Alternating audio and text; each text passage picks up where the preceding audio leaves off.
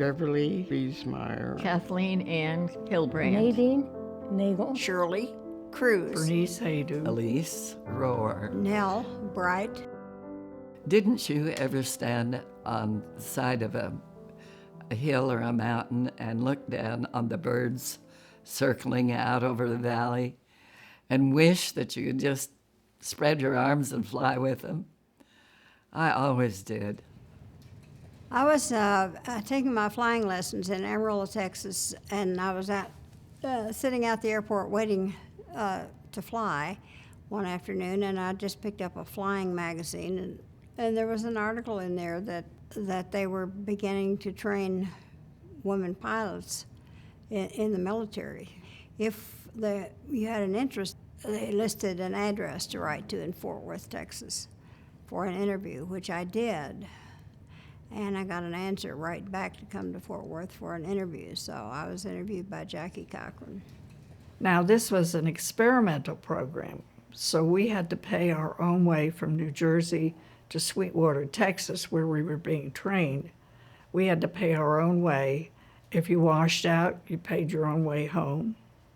When we were disbanded, we had to pay our own way home because we were classified civil service, and we were paid $150 a month while in training. But out of that, we had to pay our room and board and any incidentals like our dress uniforms when we were in training. So we weren't actually making a lot of money, but we didn't care because we were flying bigger airplanes than we did as a civilian.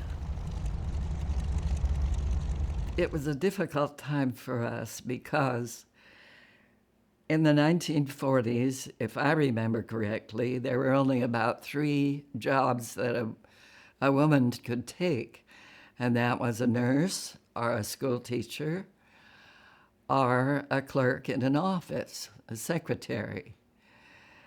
And anyone that stepped out of line and did anything different was questioned and looked down upon. And so, in general, people were very unfriendly to us, and I know that most of those people were women. The women would say, why does she want to go in the Air Force, for heaven's sake, just chasing all those men? That was the attitude. And we just had to put up with it. We weren't in there because men were there. We were there because we wanted to fly airplanes. Oh, well, we all got comments, and we would go into places in our uniforms, and they thought we were stewardesses or something. And lots of times people wouldn't even believe we were pilots for the Air Force, you know. We towed targets. We did, in B-25 and B-26, we did strafing missions of the boys when they would go on out in the desert on learning how to hit the dirt when we would strafe them. We didn't do real bullets, of course, but we would go right over the top of their heads. And we did that in P-47 and the 2 Navy Helldivers, the A-24 and the A-25, the Curtis and the Douglas. And then we did searchlight missions at night in the Twin Engine Beach. So we might fly 2 or 3 different types of airplanes in one day, depending on what kind of missions we had. And we had to have our instrument rating to fly the searchlight. This was training the boys at Fort Bliss to catch the planes in the searchlights. So we had to have our instrument rating because if they catch you in the searchlights, you can't see a thing, and you have to be able to fly completely by instruments while you're in the searchlights, because it's just like, you know, like you're socked in.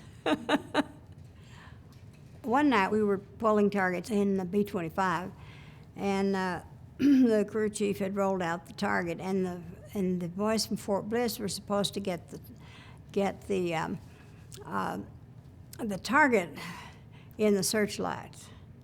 Well, I don't know what they got in the searchlights, and fortunately, probably our plane. Fortunately, they didn't hit it, but the flak started coming up in front of the plane. So we did some evasive action and told him to roll in the target, or maybe we just told him to cut it and drop it. I don't remember for sure, but anyway. And we called the ground control and told them, you know, we'd come back another time when their boys could learn to shoot the back of the plane rather than the front. If you had fear and you were scared, then you should quit flying. No, we just thought it was a lot of fun. My brother was crew chief on the B-25 over in Sicily. Anyway, he had to come back to El Paso to go through the paperwork and everything. So that's where I was stationed. So I got permission from my commanding officer to take him home to Amarillo in a B-25. You know, I thought he'd be thrilled, and he said, "Oh, I can just take the bus."